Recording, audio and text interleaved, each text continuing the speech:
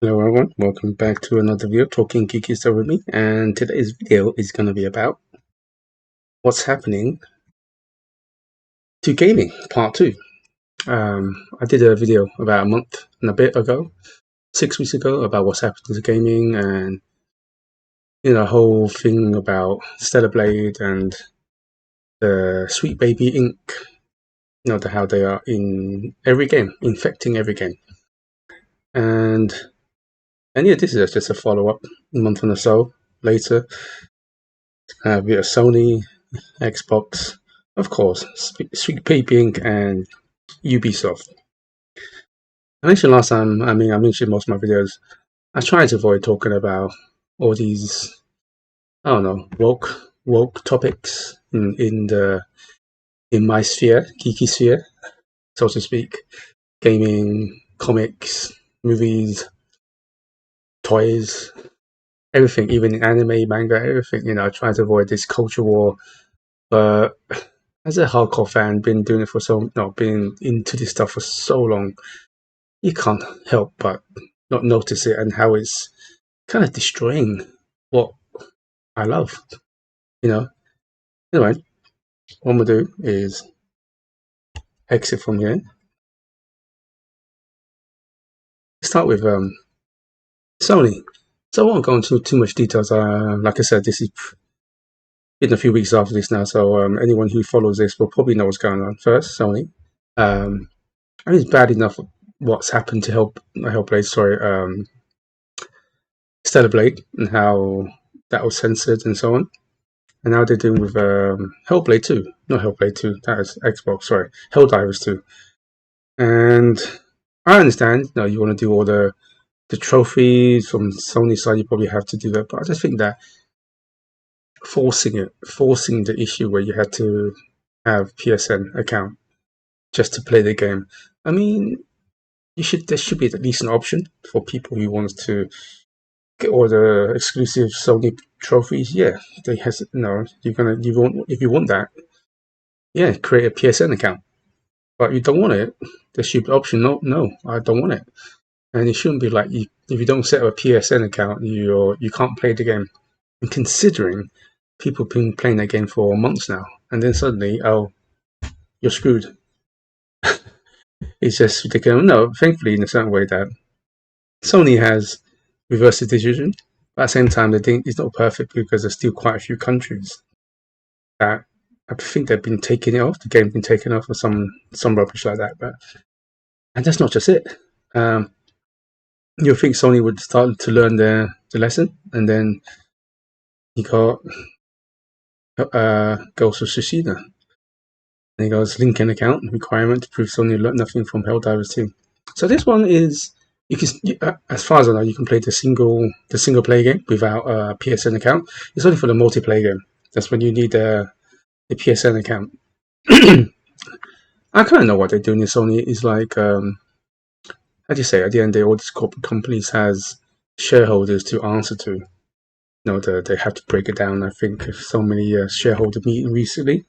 Broke down a lot of the incomes and the future plans. And I think Sony wanted, how do you say it, to kind of somehow mislead, to the shareholders, saying, look at how many PSN accounts has jumped in the last 6 weeks or something like that. If they forced it, probably something like that. It's nothing official, but I just think that was a bit of a low tactic.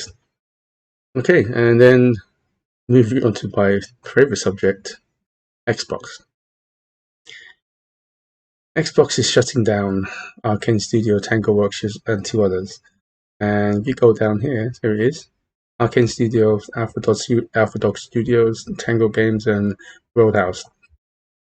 Honestly, I mean, Arcane Austin is the one that did what's that game? The shooting game, Redfall. It wasn't the best. Then again, it was also Microsoft fault. They kind of forced them to release it early.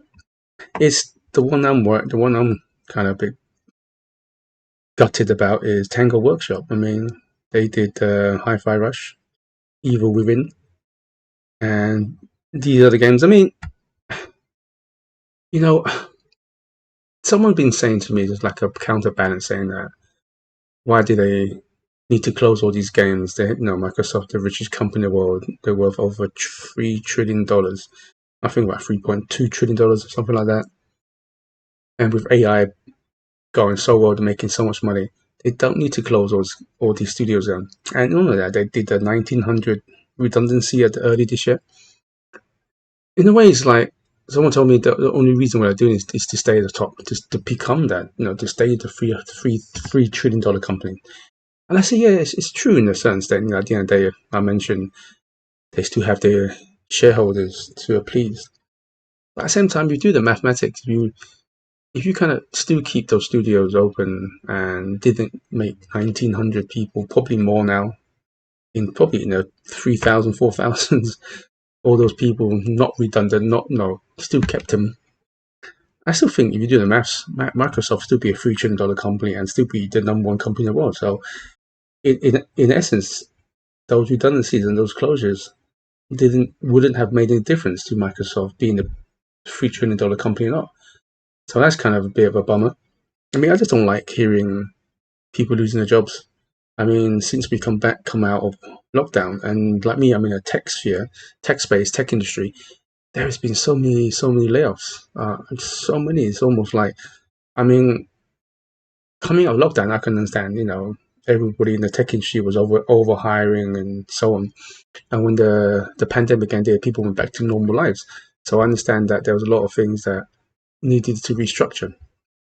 And then it's still going on after a year, 2 years, 3 years later, where companies are reporting good revenue. They're all in the green, and but they're still closing and firing people, which makes no sense.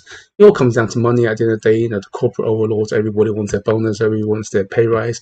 Their shareholders want a bigger fat paycheck at the end of the day. It's all about that. There's no such thing as values no more, as much as these companies trying to train you and brainwash you that the whole value and diversity and inclusion, which I'll definitely talk about. And not even, like I said, then the worst part is Tango Games, who made Hi-Fi Rushes. If I remember correctly, correct me if I'm wrong, it's the highest rated game on Xbox last year. It won a lot of game awards. And the worst thing, I think Matt Booty said in a town hall meeting the day afterwards, and he said something stupid like, "We need games, smaller games like Hi-Fi Rush. We need more smaller studios."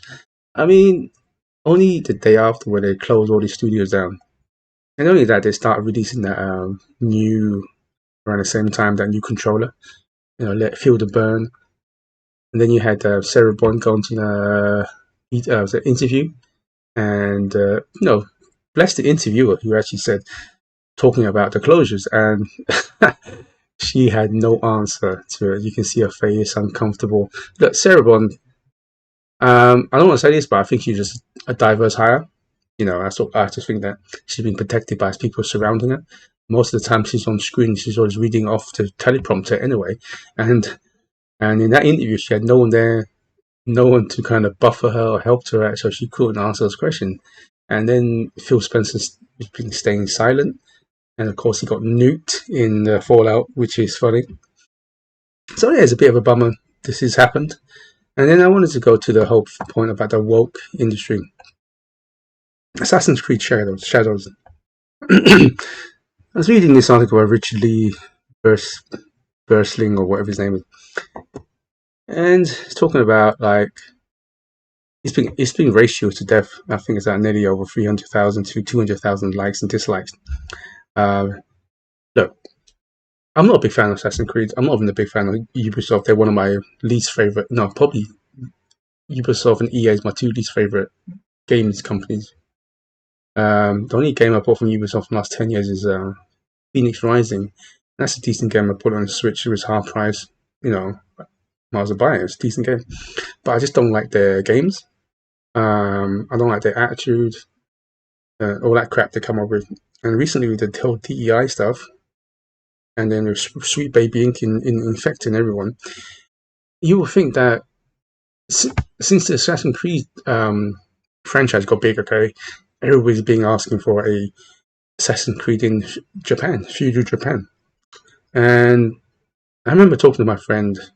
I would say, yeah, it'd be cool. That'd probably be one of the first Assassin's Creed I'll probably buy. Because I played the others, but not my kind of style. I don't know. It's something about them I just don't like. And I'd probably say, yeah, if it's kind of have similar mechanics to Ghost of Tsushima, that would be cool. If some assassin ninja, like Tenshu back in the day kind of elements, that'd be cool. And then as time went along, and we reached this point in time where diversity inclusion is at the forefront of every entertainment. I even said to my friends months ago, especially after the TV show Shogun, do you remember the big hoo-ha? These journalists saying, how come there's no black people in Shogun? In the 1500s. And I said to my friends, I guarantee you, because they were talking about this one black person called Yusuke, whatever his name is. And by the way, he was not a samurai; he was just a retainer. There was very little written about him in the textbooks. I know there's all these stupid journalists who try to change Wikipedia as we talk, which is stupid. Are you really trying to change history? He was not a samurai. If anything, was like a jester, whatever. Just look at the real history. This is not a samurai. To be a samurai is an honorable thing in Japan. And I said to my friend, in the day we are in today, I guarantee you they're going to focus on that character, change his history, and use a black person in this era. I mean, during Nobunaga time when he got betrayed in the whole war with Tokugawa, and then you got the Toyotomi, all of that was a fantastic time in Japan history that shaped today's Japan. And there's been so many great heroes, great samurai, great people to really focus on. I mean, I was thinking Miyamoto Musashi would be a great choice, one of the greatest, if not the most famous swordsman in Japan's history. I think he's never lost a fight, a sword duel.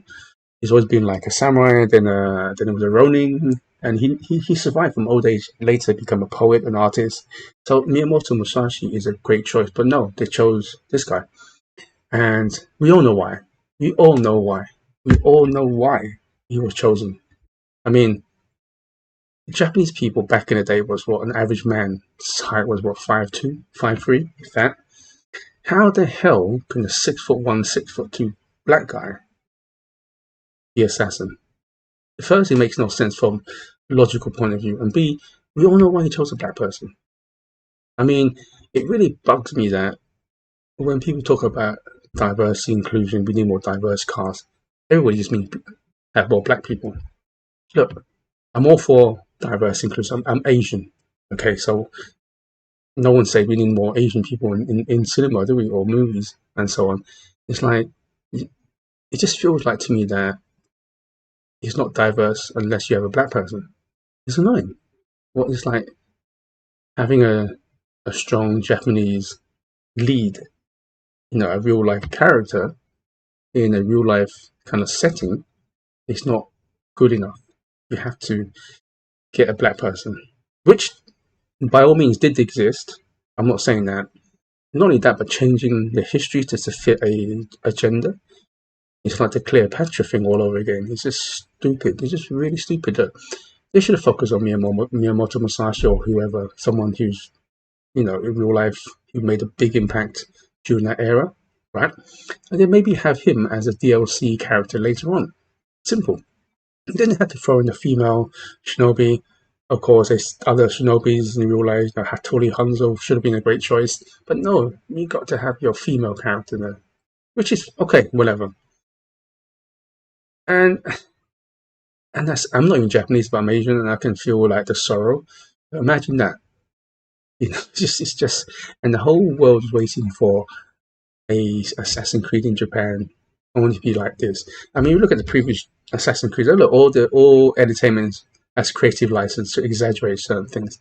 But all the Assassin's Creed, as far as my knowledge is, they actually got the actual, how do you say it, actual race of the region it was set in. If I'm correct, please correct me if I'm wrong.